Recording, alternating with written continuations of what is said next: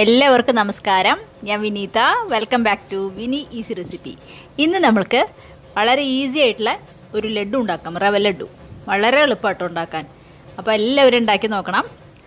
അപ്പോൾ ആരെങ്കിലും എൻ്റെ ചാനൽ ആദ്യമായിട്ടാണ് കാണണമെങ്കിൽ ഒന്ന് സബ്സ്ക്രൈബ് ചെയ്യുക, ലൈക്ക് ചെയ്യുക, ഷെയർ ചെയ്യുക.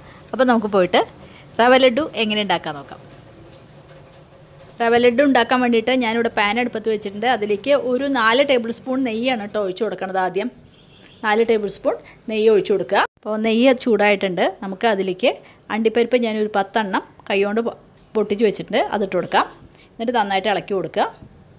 നല്ലോണം ചോന്ന് കഴിഞ്ഞാൽ നമുക്ക് കിസ്മിസ് ഇട്ട് കൊടുക്കാം. കിസ്മിസ് ഞാനൊരു ഇവിടെ ഒരു പിടി കിസ്മിസാണ് ഇട്ട് കൊടുത്തത്.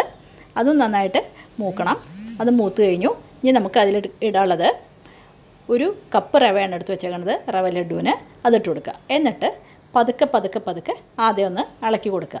എല്ലാ ഭാഗത്തേക്കും ആദ്യം ഒന്ന് കട്ട പിടിക്കും, സാരമില്ല, അതൊക്കെ ശരിയായിക്കോളും. നല്ലോണം ഇളക്കി കൊടുത്താൽ മതി.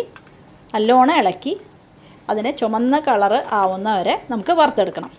അതാണ്. അപ്പോൾ റവ കുറച്ചൊക്കെ പാകമായി തുടങ്ങിയിട്ടുണ്ട്. നന്നായിട്ട് ഇളക്കി കൊടുക്കുക.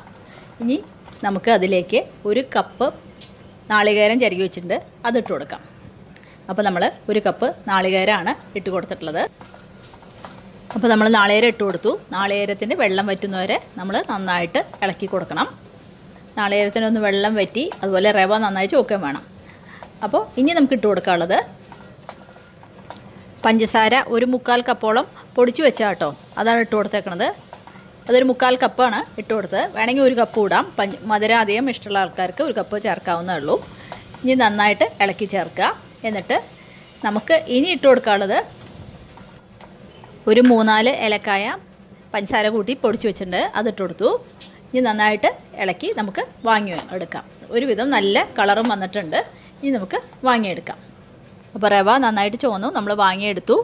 ഇപ്പോൾ കുറച്ച് ചൂടൊക്കെ ഉണ്ട്, എന്നാലും ഇത്തിരി ചൂടുള്ള പാല് തളിച്ചിട്ടാണ് ഞാൻ ലഡു ഉണ്ടാക്കുന്നത്.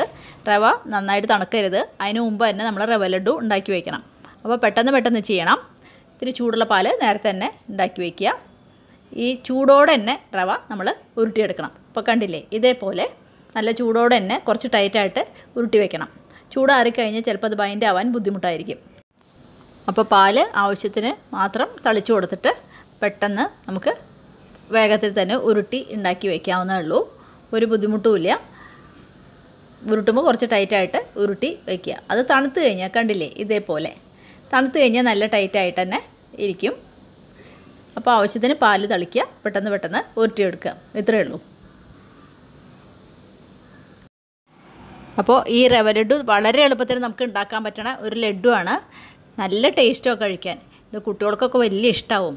ഇത് കുറച്ച് പാല് തളിക്കുക, ഉരുട്ടിയെടുക്കുക. ഇനി ഞാൻ ഈ മുഴുവൻ ലഡു ഉണ്ടാക്കിയെടുക്കട്ടെ. അപ്പോൾ നമ്മുടെ റവ ലഡു തയ്യാറായി. വളരെ എളുപ്പത്തിൽ നമുക്ക് ഉണ്ടാക്കാൻ പറ്റുന്ന ലഡുവാണ്.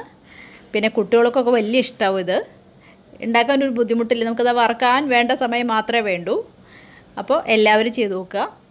പിന്നെ ആദ്യമായിട്ടാണ് എൻ്റെ ചാനൽ കാണണമെങ്കിൽ ഒന്ന് സബ്സ്ക്രൈബ് ചെയ്യുക, ലൈക്ക് ചെയ്യുക, ഷെയർ ചെയ്യുക. അപ്പോൾ ഒരു പുതിയ ഡിഷായിട്ട് നമുക്ക് അടുത്ത ദിവസം കാണാം. താങ്ക്